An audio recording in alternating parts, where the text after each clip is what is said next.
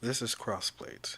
It is my hope that CrossBlades will be an action-based platformer that uses a mix of 2D fighting game mechanics and platform mechanics.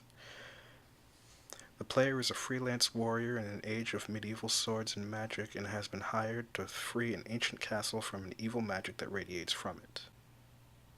While searching the castle, the player will encounter zombies, possessed knights, ghosts, and other enemies.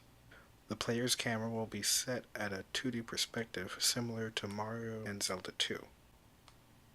CrossBlades will be combat focused. The player's initial actions are jump, crouch, crouch attack, standing attack, and a strong attack. As the player progresses in the game, they will gain more actions for use in combat, like a projectile similar to a fireball and a slide dash to avoid enemy attacks. The player will use these actions to test enemy behaviors. For example, once the player receives the projectile move, they will encounter master swordsmen. These enemies won't be able to be defeated without the use of the projectile. The enemy will respond in two ways, either by striking the projectile, leaving them vulnerable to an attack for a short time, or they'll jump over the projectile towards the player. The player will have to anticipate the enemy's movements for each of these actions, and respond accordingly. For each action the player has, there will be an enemy that is vulnerable in a similar way to it, like an enemy that has a reflectable shield that redirects player projectiles and can block attacks, but the shield will shatter if it's struck with a strong attack. With such complex enemies, developing them could be a risk.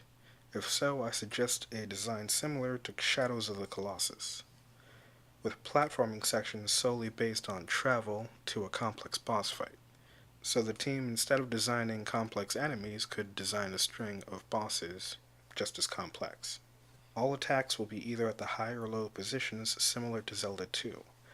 Unlike Zelda 2, the player does not auto-block attacks or block an attack at the same time. With this in mind, the player will have to alternate between high and low positions while attacking and guarding, and also watching for enemy attacks. Players will also have a mechanic called free cancel. This free cancel is a state the player can enter after increasing a specific meter on the screen. This meter increases by taking damage and dealing damage. When the player has entered the free cancel state, they can't leave it until the bar is depleted, and can interrupt actions animations by inputting another action. The player will use this to increase the amount of damage they deal, since they can attack in an endless loop by using this system. Doing so sounds easier than it actually is. The player has to start an attack animation once they pass the active frames of that set attack. If the player inputs attacks wildly and randomly, will usually and most likely cancel the startup frames instead of the active ones, meaning they'll start an attack without actually doing the attack. So it will take some time and practice for players to get used to this.